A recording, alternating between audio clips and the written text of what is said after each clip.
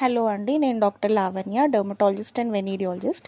So ఇక్కడ నేను HPV vaccine గురించి చెప్తాను.